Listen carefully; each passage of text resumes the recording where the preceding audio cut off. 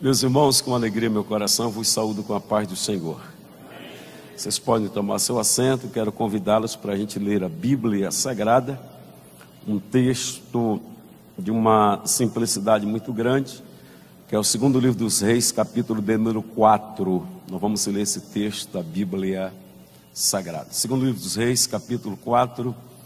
A minha gratidão aos nossos pastores, pastor Zé Wellington Bezerra da Costa, pastor Wellington Júnior, a diretoria da nossa igreja aqui em São Paulo, também ao pastor Josué Silva, que está conduzindo o trabalho esta tarde. Minha gratidão a Deus e compartilhar um pouco da palavra esta tarde. Segundo livro dos Reis, capítulo 4, nós vamos ler versículo 1 ao versículo de número 7. É um texto que todo mundo conhece e sabe de cor salteado.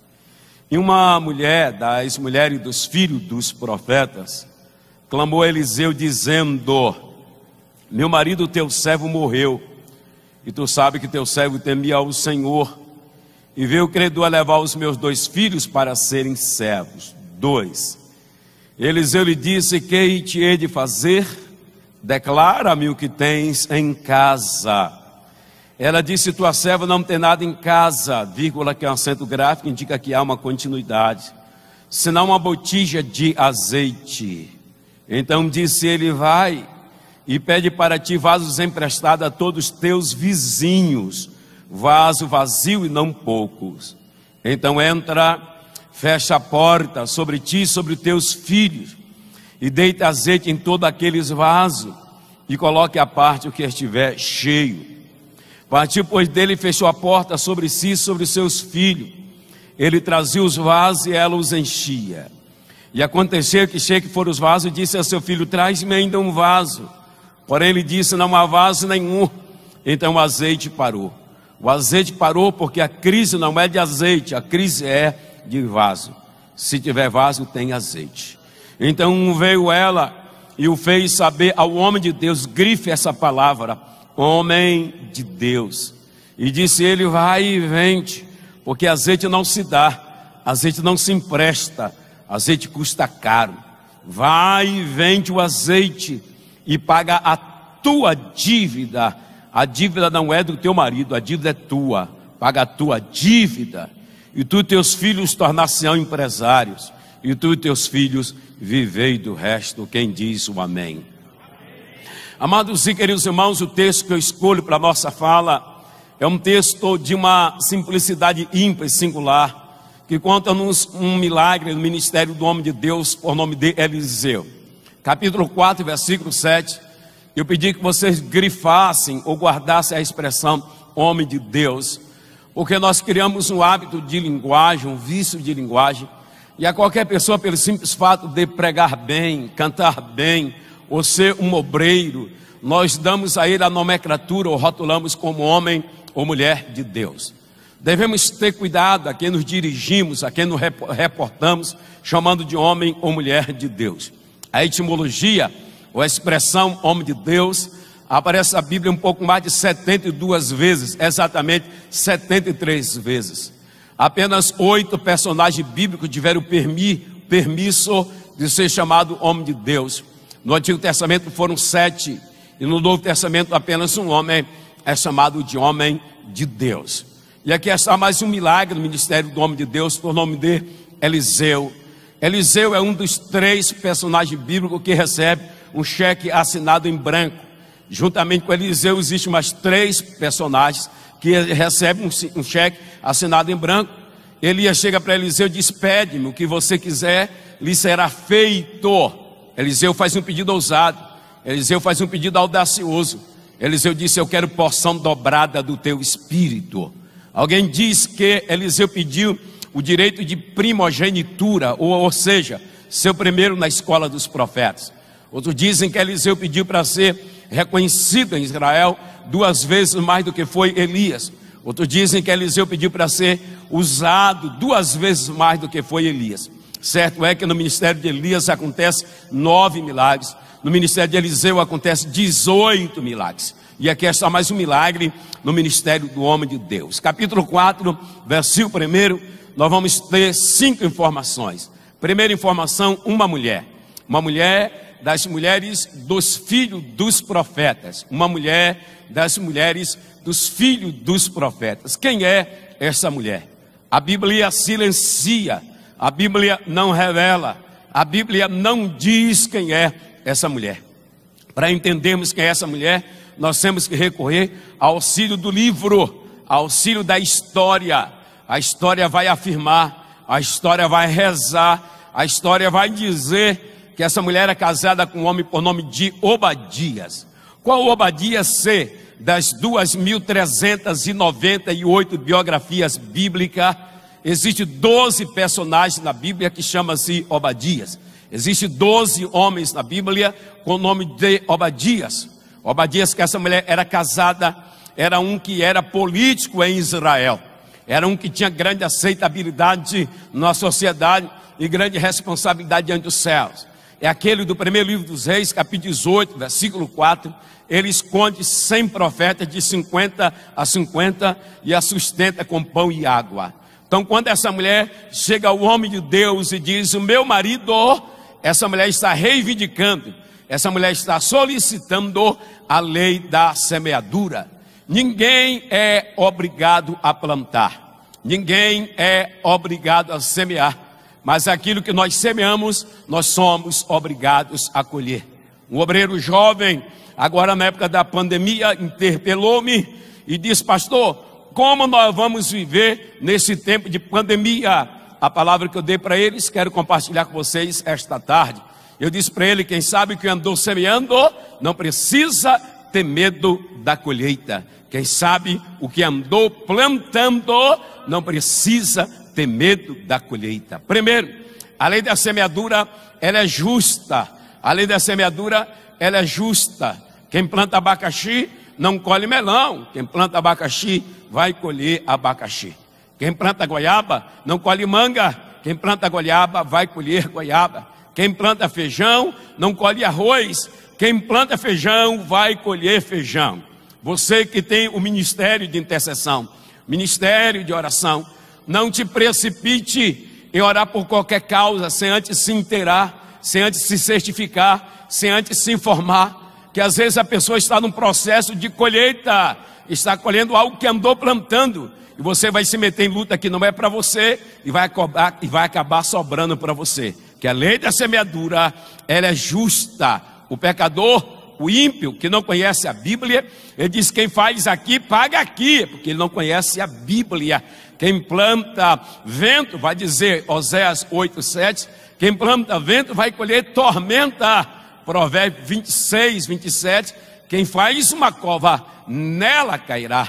E Gálatas 5:6, não erreis, Deus não se deixa escarnecer, porque de Deus ninguém zomba. Tudo aquilo que o homem semear, isto ele ceifará. Salmo 126:5, os que semeiam em lágrima vão colher com alegria. Gênesis 26:12, e semeou Isaac naquela mesma terra, e colheu naquele mesmo ano sem medidas, porque o Senhor o abençoava. Eclesiastes 11:6, pela manhã semeia a sua semente, e à tarde não tire as suas mãos, porque você não sabe qual vai prosperar, se é esta, ou se é aquela, ou se ambas igualmente serão boas. 2 Coríntios 9:6, e digo isto: o que semeia pouco, colhe pouco, mas o que semeia em abundância também ceifará. Outro dia eu estou pregando em uma igreja, e o altar, o púlpito era pequeno, e tinha um obreiro, eu pregando o tempo todo, mexendo no celular e rindo. Eu não sei por que ele estava fazendo isso, e o pastor falou, e eu ouvi, ele disse assim: você não está vendo que o pastor está pregando? Rapaz, se comporte. Eu disse, sem olhar para ver quem era: fique tranquilo, pastor, que no dia que ele estiver pregando, alguém vai fazer a mesma coisa. Fique em paz, porque a lei da semeadura, ela é justa. A lei da semeadura, ela é infalível. Ela é infalível. Plantou no tempo certo, colhe. Plantou no tempo certo, colhe. A lei da semeadura, ela é universal. Ela é a mesma aqui em São Paulo, é a mesma no Nordeste, é a mesma na América Central, na América do Norte, na América do Sul, é a mesma na África, na Ásia, ela é universal. Ninguém fala comigo na igreja, mas você fala com quem? Ninguém me ajuda, mas você ajuda quem? Ninguém coopera comigo, mas você coopera com quem? Ninguém me abençoa, mas você abençoa quem? Ninguém ora por mim, mas você ora por quem? Ninguém adora quando eu canto, mas quando os outros cantam, você adora também? Ninguém adora quando eu prego, mas quando os outros pregam, você adora também? A lei da semeadura, ela é justa, ela é justa. Quem me entende, diga amém. O meu pai e a minha mãe tiveram muita fé. Papai e mamãe teve muita fé. Nós somos em 23 irmãos. Nós nascemos lá em casa 23. E eu sou o 23º irmão que o Senhor deu, o 23º filho que o Senhor deu a meu pai e a minha mãe. Papai era agricultor rural e trabalhava de forma artesanal. Plantava feijão e milho. Eu devia ter uns 7, 8 anos. Papai nos convidava para ir para a roça. Mamãe ficava brava. Ela dizia, esse menino tem que ir para a escola. Papai dizia, não, tem que ir para a roça para não ficar com o corpo mole, para não ficar preguiçoso. Pelo menos meio período tem que ir para a roça. E chegar na roça, como nós éramos menor, ele colocava uma mochila, algo como uma mochila, uma sacola, que lá na roça nós chamávamos de embornal. Colocava o embornal aqui no ombro, enchia de caroço de milho e caroço de feijão. Como papai era mais forte, ele ia na frente, pegava uma picareta e abria a cova. Quando ele abria a cova, a gente que era pequeno, jogava a semente e passava o pé. Ele abria a cova, a gente jogava a semente e passava o pé. Ele abria a cova, a gente jogava a semente e passava o pé. Ele abria a cova, a gente jogava a semente e passava o pé. Porque quem semeia não tem como semear andando para trás. Quem semeia só anda para frente. Quem planta não tem como plantar andando de costa. Quem planta só anda para frente. Semeie, porque a lei da semeadura, ela é bíblica. Quem me entende, diga glória a Jesus. Segunda informação, ela disse, o meu marido, além de servo, ele tinha temor.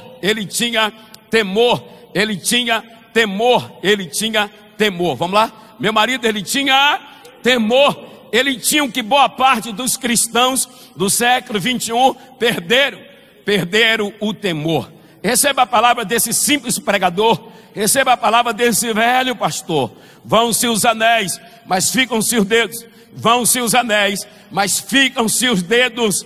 Vão-se os anéis, mas ficam-se os dedos. Perca amizade, perca bens materiais, perca relacionamento, mas nunca perca o temor pelas coisas espirituais. Nunca perca o temor pelas coisas sagradas. Nunca confunda o santo com profano. Nunca confunda o santo com profano.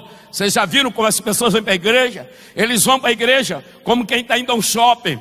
Vão para a igreja como quem está indo a um cinema. Vão para a igreja como quem está indo ao aniversário de 15 anos de idade. Vão para a igreja como quem está indo a um casamento. Gente, igreja não é lugar de tirar onda. Igreja não é lugar de brincar. Igreja não é lugar de passear. Igreja é lugar de cultuar. Igreja é lugar de celebrar. Igreja é lugar de guerrear. Igreja é lugar de adorar. Quem veio adorar, diga glória a Jesus. As pessoas estão brincando com o evangelho, brincando com a igreja.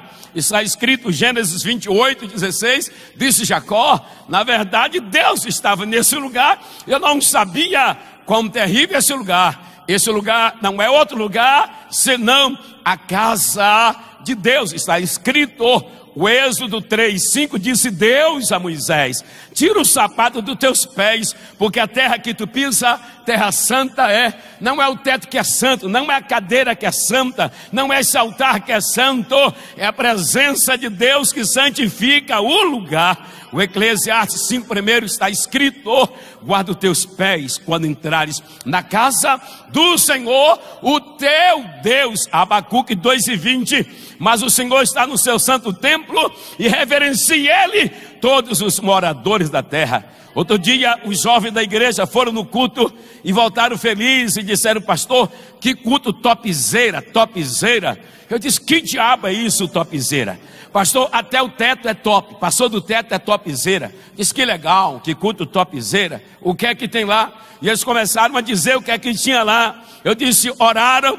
Ele disse: pastor, pode orar outro dia. Ficamos lá 3 horas, mas não teve oração. Disse: então lá pode ser um clube, lá pode ser um salão social, menos igreja, porque está escrito, Mateus 21:13, o Cristo reivindicando, Isaías 56:7 e Jeremias 7:11, ele disse: está escrito, a minha casa será chamada casa de oração. Igreja é lugar para cultuar. Igreja é lugar para celebrar. Igreja é lugar para guerrear. Igreja é lugar para adorar. Não perca o temor. Ela disse: meu marido tinha temor, mas ele tinha uma outra qualidade. Meu marido, ele era servo. Ele era servo. Ele era servo. Ele era servo. Ela disse: meu marido era uma estrela. Ela disse: meu marido, ele era servo. Ela não disse: meu marido estava para ser servidor. Ela disse: meu marido estava para servir. Ela não disse: meu marido estava para ser adorado. Ela disse: meu marido estava para adorar. A grande problemática da igreja do século 21 é que está sobrando estrelas e está faltando servo. Ela disse: meu marido, ele era servo. Entre os vários substantivos para servos, eu gosto de pelo menos 2. Um chamado de ruperetas, são os remadores que remam na parte inferior, fazendo força. Quando você assiste aqueles filmes antigos, contando a história da navegação de Roma, existe 2 pavimentos no navio: pavimento superior, onde vai a tripulação, e o pavimento inferior, onde vai os remadores, os ruperetas. Quem está em cima, às vezes não sabe que tem alguém embaixo fazendo força, mas o navio só vai chegar ao cais, só vai chegar ao porto por causa dos ruperetas. São os anônimos. Na igreja a mesma coisa. Às vezes a gente prega, a gente canta, Jesus salva, batiza, a gente pensa que a gente está com a bola toda. Às vezes é o rupereta, é o anônimo que passou a semana toda orando, jejuando. Jesus salva, Jesus cura, Jesus batiza. Bendito seja o Deus dos anônimos, bendito seja o Deus dos ruperetas. Às vezes não tem o seu nome escrito em cartazes na terra, mas seu nome está escrito no livro da vida. Às vezes não são reconhecidos pelos homens na terra, mas são reconhecidos pelo céu. Às vezes não tem fama aqui na terra, mas o seu nome chegou até o céu. Bendito seja o Deus dos ruperetas, o Deus dos anônimos. Além de rupereta, um outro substantivo que eu gosto, que é chamado de dolos, que aparece no Novo Testamento 125 vezes. A palavra dolos pode ser traduzida por escravo, aquele que não tem a sua vontade própria, aquele que tem a sua vontade atrelada ao seu dono, Servo não prega o que quer, servo prega o que o Senhor manda. Servo não canta o que quer, servo canta o que o Senhor manda. Servo não profetiza o que quer, servo profetiza o que o Senhor manda. Servo não vai para onde quer, servo vai para onde o Senhor lhe dirige a estar. Porque existe pessoas, existe cristãos, existe até obreiros se machucando, quebrando a cara, se decepcionando, porque não entenderam que é servo. Servo não anda para onde o nariz aponta. Servo não anda pela axiologia. Servo não anda pela imaginologia. Servo não anda pela pensiologia. Servo anda na vontade de Deus. As pessoas sempre perguntam: pastor, qual é o melhor lugar para morar? O senhor acha melhor morar aqui na capital? Estou pensando, pastor, ir para a Zona Norte. Estou pensando para a Zona Oeste. Estou pensando para a Zona Leste ou para a Zona Sul. Estou pensando para o ABC, pastor. Estou pensando em ir para o interior. O senhor acha melhor morar no interior? O senhor acha melhor ir para a Europa? O senhor acha melhor ir para os Estados Unidos? Qual é o melhor lugar, pastor, para mim estar? Melhor lugar para você estar é no centro da vontade de Deus. Se você estiver no centro da vontade de Deus, onde Deus te colocar, Deus vai te abençoar. Lembremos de Romanos capítulo 12, versículos 1 e 2. Rogo, pois, irmãos, pela compaixão de Deus, que apresentei os vossos corpos em sacrifício vivo, santo e agradável a Deus, que é um culto racional. E não vos conformei com este mundo, mas antes transformai pela renovação do vosso entendimento, para que experimentei qual seja a boa, perfeita e agradável vontade do Senhor. Para quem é servo, a vontade do Senhor sempre será boa. Para quem é servo, a vontade de Deus sempre será perfeita. Para quem é servo, a vontade de Deus sempre será agradável. Deus nunca vai permitir que é chamada vontade permissiva, que Deus tem a vontade soberana, a vontade preventiva, a vontade providencial, a vontade diretiva e a vontade permissiva. Deus não vai permitir um servo cair no buraco e vai tirar a escada ou a corda. Se foi Deus que permitiu o servo cair no buraco, tem uma escada ou tem uma corda para você sair. Deus nunca vai permitir um servo entrar no beco sem saída. Se foi Deus que permitiu o servo entrar no beco, tem uma saída para você, porque a vontade de Deus é boa, a vontade de Deus é perfeita e a vontade de Deus é agradável. E esta tarde o espírito de profecia diz na minha boca: Deus vai te dar uma direção. Deus te trouxe aqui para lhe dizer: eu vou te dar uma direção. Quem recebe a direção, diga aleluia. É certo? Essa mulher é muito inteligente. Essa mulher é muito inteligente. Veja a informação dela. Deixa eu dizer aos homens aqui esta tarde: homens, nunca subestime a inteligência de uma mulher. Homens, nunca subestime a inteligência de uma mulher. Homens, nunca subestime a inteligência de uma mulher. Essa mulher chega ao homem de Deus e diz: a culpabilidade, a responsabilidade é do meu marido, é do meu marido. Ele não é um bom gestor, ele não é um bom administrador, ele comprou e não pagou. Agora os credores vão levar os 2 filhos meus para pagar dívida. Se você ler o versículo 7, Eliseu vai dizer para ela: a dívida não é do defunto, a dívida é sua, porque quem casa com o defunto, casa com a dívida também. Quem casa com o defunto, casa com a dívida também. Alô, você que é jovem, está me ouvindo pela internet. Alô, você que é jovem, vai se casar. Toda vez que você for tentar namorar com alguém, ou for casar com alguém, não esqueça, você está casando com o que aquela pessoa semeou no passado. E você vai colher. Você que vai casar com alguém, você vai casar com o que aquela pessoa semeou no passado, e a colheita vai vir para você, porque a família é uma só. As pessoas querem semear, mas não querem colher. Eles querem plantar, mas não querem colher. A lei da semeadura, ela existe. Quem me entende, diga amém. Eu fui pregar numa cidade por nome de Pati dos Alferes. Saudoso pastor João Alto. Eu vi aqui de manhã alguém da SEAD. Se tem alguém da SEAD aqui me ouvindo, conheceu o pastor João Alto. Fui pregar com a irmã Andréia, senhora minha esposa, que há 30 anos estamos casados. Cheguei lá para pregar. Quando eu vou pregar, faltou energia. O santo pastor disse: homem de Deus, quando falta energia aqui, demora para voltar. Você vai pregar 1 hora no escuro. Eu disse: meu santo pastor, não vai dar para mim pregar 1 hora no escuro, porque minha santa esposa, antes de eu pregar, vai cantar de 5 a 7 hinos.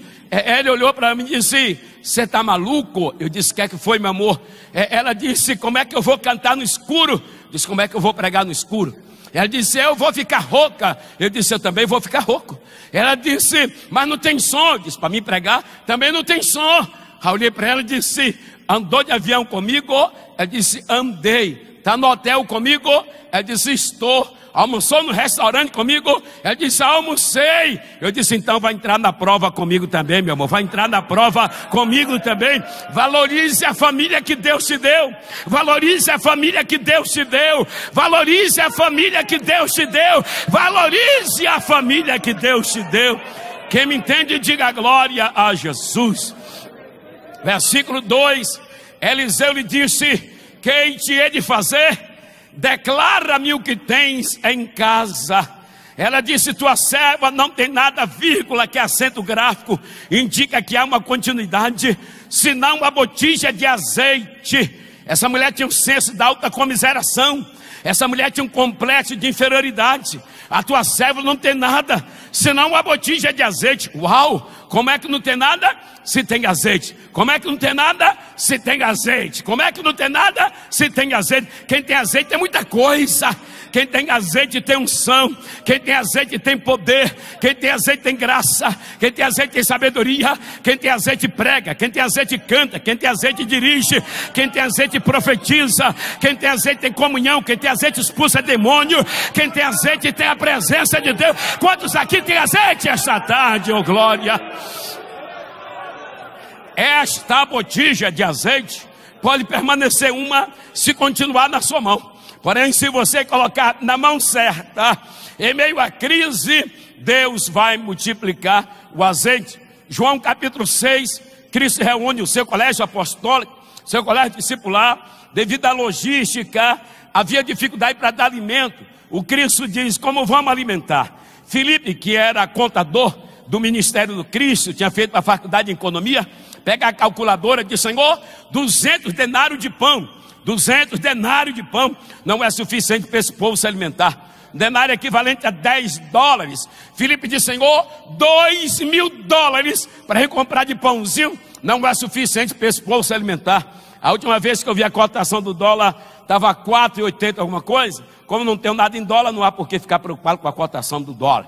Então Filipe disse, Senhor, R$9.600 para recomprar de pãozinho não é suficiente para esse povo se alimentar. Mas tem um camarada do Ministério do Cristo, que eu amo tanto ele, coloquei o nome do meu filho, o nome dele, o primogênito, André. André aparece no Novo Testamento 9 vezes. 6 vezes André aparece na lista, contando os discípulos. As 3 vezes que André aparece solta, aparece trazendo solução de problema. As 3 vezes que André aparece solta, aparece trazendo solução de problema. Que o restante de 2022, Deus tire do teu caminho aqueles que só trazem luta, aqueles que só trazem problema. Que Deus coloque no teu caminho, André, pessoas que serão solucionadores de problema. André disse, eu encontrei um rapaz que tem 5 pães de cevada e 2 peixes pequenos. Mas o que é isso para tanto? Isso é pouco na minha mão, isso é pouco na sua mão. Porém, se você colocar o pouco na mão de Jesus, ele vai se transformar em muito. Texto bíblico vai dizer que só homem havia quase 5.000. A história vai dizer que havia de 15 a 21 mil pessoas. De 15 a 21 mil pessoas. O Cristo pega o pão e dá graça. Pega o pão e dá graça. Corta e divide. Corta e divide. Corta e divide. Corta e divide. Corta e divide. Corta e divide. Corta e divide. Corta e divide. Corta e divide. De repente alguém para e disse, pare. Eu disse, o que aconteceu? As 21 mil pessoas já se alimentaram. E ainda sobrou. E ainda sobrou. E ainda sobrou 12 cestos. Quem tiver ligado nessa tarde, receba. Deus está dizendo, eu vou dar e vai até sobrar. Eu vou dar e vai até sobrar. Receba, oh glória. Eliseu, eu abaixei a calma, fúria, balva, pura macheira, cambo e a séria braça. Eliseu lhe disse, quem te hei de fazer? Declara-me o que tens em casa. Ele disse, a tua serva não tem nada, somente uma botija de azeite. Deus multiplicará o azeite, creia, Deus vai multiplicar o azeite. Lembra do livro do 1 Reis, capítulo 17, versículos 10, 11, 12, 13 e 14? Elias chega na casa da viúva em Serepta e disse: faz um bolo para mim. Ela disse: eu vou comer, eu e meu filho hoje, e vamos morrer amanhã. Elias: faz primeiro para mim, porque assim diz o Senhor, o Deus de Israel: a farinha da panela não se acabará, e o azeite da botija não faltará até o dia que Deus der chuva sobre a terra. Elias fica 6 meses no Querite, 6 meses.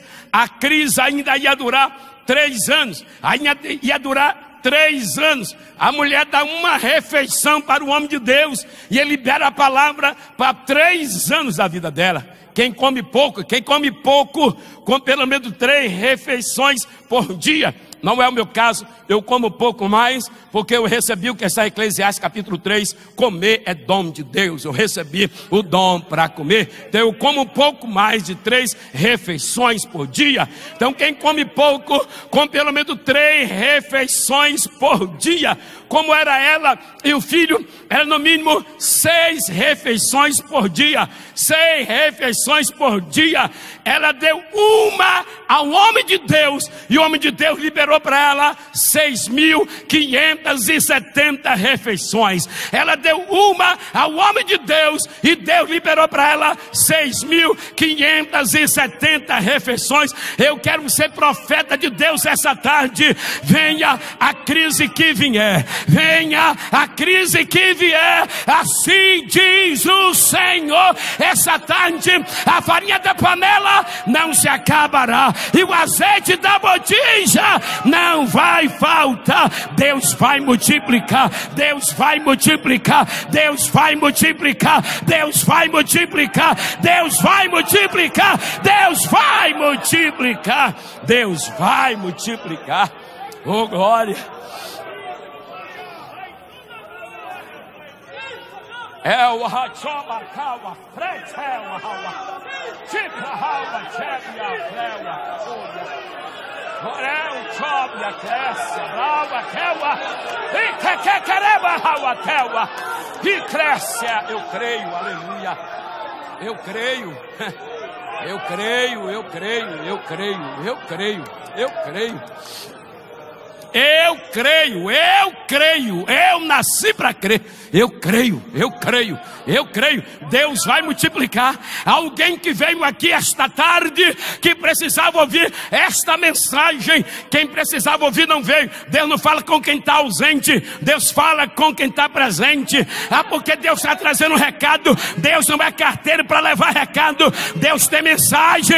Ele está dizendo essa tarde: eu vou multiplicar, eu vou multiplicar, eu vou multiplicar. Deblácia, Uriqueba, Raua, Fúria, oh glória. A partir do versículo 3, Eliseu vai trabalhar sobre narcisismo versus marketing, que as pessoas confundem, irmão Jonathan da praça, sobre narcisismo e marketing. Eles confundem o que é marketing, o que é narcisismo. Eliseu vai combater o narcisismo, mas vai mandar a mulher fazer o marketing. Eliseu vai trabalhar aqui para ela algo que nós chamamos de network, que é conexões, aliança. Eliseu vai dizer para ela: vai aos teus vizinhos. Eliseu vai trabalhar com ela sobre a vida ideal, não a vida real. Uma coisa é a vida ideal, outra coisa é a vida real. Outra coisa que Eliseu vai trabalhar aqui, Eliseu vai trabalhar sobre atitude. Eliseu vai dizer para ela: vai, isso é, toma uma atitude, toma uma postura, toma um posicionamento. Eu estava conversando com o pastor Eliseu Vicente, aqui no intervalo, a gente estava falando sobre o novo tempo, a nova dificuldade da igreja, e nós como obreiro, eu que prego há quase 40 anos, preciso me reinventar todo dia, daí então preciso tomar atitude, porque o meu HD já está formatado, meu HD já está formatado, Todo dia eu oro, todo dia eu oro. Deus destrava a minha mente, Deus não deixa a minha mente travar, não deixa a minha mente travar, destrava a minha mente. Eu herdei do meu pai o hábito de ler a Bíblia anualmente, todo ano eu leio a Bíblia toda. Esse ano eu estou lendo a Bíblia da versão da Sociedade Bíblica, numa versão da linguagem de hoje, para destravar a minha mente, porque o versículo já está decorado lá, daquela forma antiga. Então eu estou lutando. Então Eliseu vem dizendo para ela, toma atitude, toma posicionamento. Eliseu vai dizer para ela, põe a tua fé em prática. Se vai pedir, é para pedir muito, não é para pedir pouco, é para pedir muito. Se é para pedir, é para pedir muito, não é para pedir pouco. Se eu creio que Deus é poderoso para me dar um pneu de uma bicicleta, porque eu não peço uma bicicleta toda. Se eu creio que Deus é poderoso para abrir uma portinha, que eu não peço para Deus abrir uma porta grande. Se eu creio que Deus é poderoso para dar uma bênção pequena, que eu não peço para Deus uma bênção. Quem está me entendendo, diga glória a Jesus.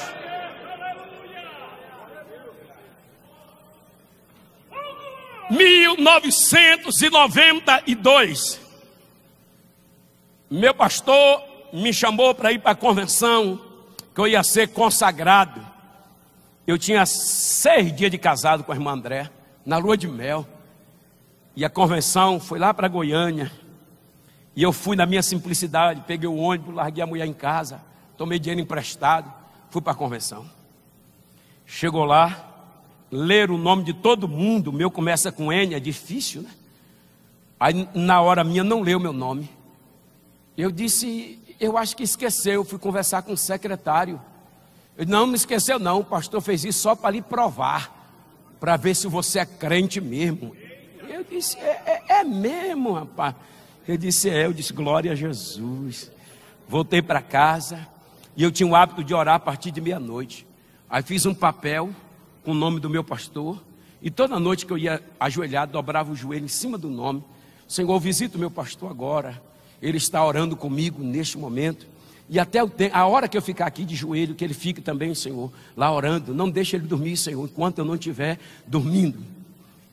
3 meses eu cheguei na igreja, e ele disse, Nerildo, me deixa dormir, rapaz. Disse, que foi, meu pastor? Deixa eu dormir, menino. Eu disse, que foi? De todo dia que eu vou deitar, eu tomei a pedra e meio tijolo. Você chega assim, em cima da cama, olha para mim. Meu pastor, o senhor vai me consagrar ou não, meu pastor? O senhor vai me consagrar ou não, meu pastor? E eu disse, quer dormir, meu pastor? Ele disse, quero. Então deu um jeito de me consagrar, meu pastor. Ele disse, tu está orando por mim, é? Eu disse, vou ter que lhe revelar toda madrugada, meu pastor. Toda madrugada eu estou orando. Deus está dizendo, é tempo de multiplicação. Quem recebe, diga aleluia! Eu encerro agora versículo 6. Partiu, pois, dele e fechou a porta sobre si, sobre seus filhos. Ele trazia o vaso e ela enchia. Ele trazia o vaso e ela enchia. Vamos lá? Eles traziam o vaso e ela fazia o quê? Eles traziam o vaso e ela fazia o quê? Ele trazia o vaso e ela fazia o quê? E aconteceu que foram todos os vasos. Disse a ele, traz ainda um vaso. Porém ele disse, não há vaso nenhum. Então o azeite parou. Por que o azeite parou? Porque não havia mais vaso. Não é essa mentira que o diabo tem dito no Brasil. Não é essa mentira que o diabo tem dito em São Paulo. Acabou os vasos, acabou os vasos, acabou os vasos, acabou os vasos. Eu vim aqui essa tarde dizer, é mentira do diabo. Não acabou os vasos. Ainda tem crente sincero, ainda tem pregador sincero, ainda tem cantor sincero, ainda tem 7 mil que não se dobrou a Baal. Tem vaso, tem vaso. Cadê os vasos? Cadê os vasos? Cadê os vasos? Cadê os vasos? Se tem vaso, tem azeite. Se tem vaso, tem azeite. Se tem vaso, tem azeite. Se tem vaso, tem azeite. Se tem vaso, tem azeite, oh glória. Não acabou os vasos. Não acabou. Não acabou. Ainda tem vaso. Ainda tem vaso, ainda tem vaso, ainda tem pregador que tem vergonha na cara, ainda tem gente que tem temor, ainda tem gente que paga preço, ainda tem gente que ora. Os vasos não acabou. A faia tchébia, orebacau a plécia joia, era choque a raua. Cuidado com a síndrome de Elias. Só eu fiquei, só você não. Tem mais 7 mil, tem gente pagando preço também, tem gente orando também, tem gente pedindo mudança também, tem gente buscando avivamento também, e Deus está ouvindo. Ainda tem vaso. Cadê os vasos? Cadê os vasos? Cadê os vasos? Cadê os vasos? Cadê os vasos? Oh glória a Deus, oh glória, oh glória. É o afaua, é o comindal afai, chame reua, orical afaua, pécia, aleluia, aleluia, aleluia. Eu vou encerrar. Se tem vaso, tem azeite. Se tem vaso, tem azeite. Vamos lá. Se tem vaso, se tem vaso, se tem vaso. Quem era rico, como o Jonathan aqui da praça, ele tinha um moinho que chamava Getsemane, que era uma prensa de azeite. E ele tinha ou jumento, ou então um camelo para rodar a prensa, para prensar a azeitona. Quem era pobre como eu, tinha que ir na mão ou no pé. Era necessário prensar no carro do sacerdote 30 quilos de azeitona para extrair 6 litros de azeite. Na forma comum, é necessário prensar 5 quilos de azeitona para tirar 1 litro de azeite. Olha que dificuldade. O azeite primeiro é símbolo de riqueza, que a riqueza das nações eram 3: trigo, vinho e azeite. Quem tem azeite prospera. Azeite servia para pôr nas feridas. Quem tem azeite recebe cura. Azeite servia para perfumar os leitos. Quem tem azeite tem família edificada. Azeite é símbolo do Espírito Santo. Quem tem azeite é cheio da presença de Deus. O azeite servia para pôr na alimentação, para não dar azia. Quem tem azeite come o prato que papai dá e não passa mal. Come o prato, se for exortação, edificação, consolação, for buchada de bode, for mocotó, ele come e não passa mal, porque ele tem azeite. O azeite também servia para unção. O azeite servia para ungir reis, sacerdotes e profetas. Onde tem azeite tem unção. Onde tem azeite tem unção. Vamos lá? Onde tem azeite tem? Onde tem azeite tem? Outro dia fui num debate numa rádio aqui em São Paulo e perguntaram-me, pastor, o que é unção? Eu disse, pegue papel e caneta que eu vou revelar o que ninguém nunca teve coragem de falar. Então vamos para um break, vamos para o intervalo comercial. Disse, pode ir. Foi para o intervalo comercial. Quando voltaram, perguntaram-me, pastor, o que é unção? Pensaram que eu ia falar no Maurício, do original, na etimologia da palavra. Eu disse, escreve aí, unção é isto. Uns são e outros não são. Uns são e outros não são. Uns são e outros não são. Quem tem, tem. Quem não tem, fica chupando o dedinho. Quem tem, adora. Quem não tem, fica murmurando. Quem tem, dá glória. Quem não tem, fica torcendo para dar errado. Unção é isto.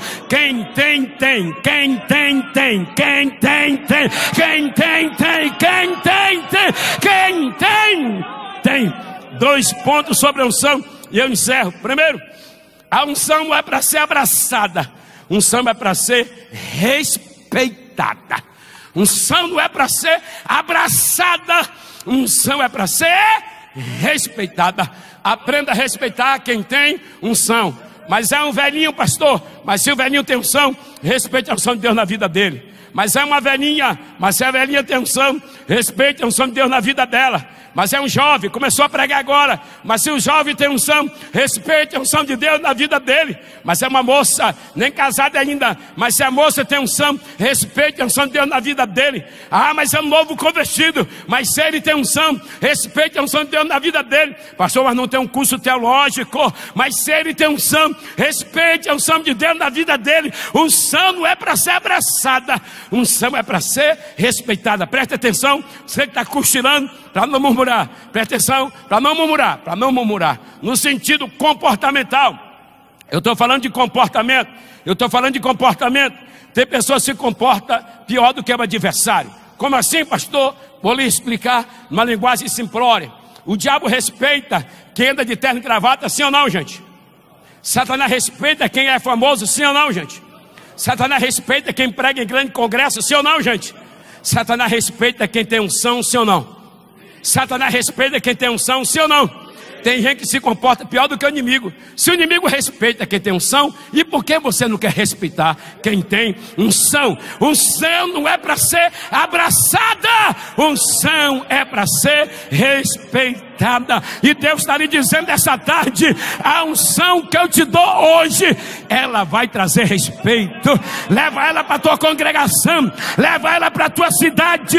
Deus vai te dar a unção, Deus vai te dar a unção. Quem recebe a unção, diga glória ao nome de Jesus. Nós vamos encerrar. Diga comigo: a unção faz a diferença. O que é que faz a diferença? Lá em Diadema, onde eu congrego, o pastor Luiz Ricardo é o pastor da igreja. Lá tem um irmão, por nome de Francisco, ganhou dinheiro, maranhense velho, ganhou dinheiro vendendo tapioca. Sai uma lenda na cidade: vender tapioca dá dinheiro. E só ele vende, só ele. Comprou casa, comprou apartamento, comprou a rocinha no Maranhão, comprou moto, comprou carro novo, só vendendo tapioca. Sai uma lenda: a tapioca do irmão, a tapioca do irmão, a tapioca do irmão. Eu fui atrás dele, disse: rapaz, qual o segredo de vender tanta tapioca, macho? É o tempero, é o recheio. Disse: é curioso demais, pastor. Disse: conta para mim que eu não vou contar para ninguém. Só para a igreja de Jesus, na terra onde eu passar. Só para a igreja de Jesus. Ele me levou perto da casa dele. Disse: conta quantas marcas tem aqui. Eu contei, tinha 200. Disse: conta quantas mais aqui. Eu contei, tinha mais de 200. Meu pastor, todo dia, antes de ir vender a tapioca, eu venho aqui e oro 2 horas. Todo dia que eu termino de vender, eu venho aqui e oro mais 1 hora. Eu disse: oxe, e só isso? Ele disse: é. Eu disse: como é que funciona? Eu disse: Jesus. Eu disse: é Jesus. Ele disse: é. Me deu uma estratégia. Eu disse: deve ser uma estratégia. Eu disse: é. Mandou comprar uma moto. Eu disse: deve ser uma moto. Eu disse: é. Então eu comprei uma moto, encho de tapioca e não tem um ponto fixo, andando pela cidade, esperando o sinal. Eu disse: deve ser o sinal. Eu disse: é. De repente Jesus fala no meu coração: para, Francisco. Eu paro, abro a boca e grito: olha a tapioca! Aparece menino, pastor, de tudo quanto é buraco, e só compra na minha mão. Se eu tiver uma, eu vendo. Se eu tiver 10, eu vendo. Se eu tiver 100, eu vendo. Se eu tiver 500, eu vendo. Eu disse: então o segredo não é vender tapioca, o segredo é na unção de quem está vendendo a tapioca. Deus está te dizendo essa tarde: recebe a unção, recebe a unção, recebe a unção para fazer a diferença. Só quem recebe a unção, levante a mão direita, vai, levante a mão direita.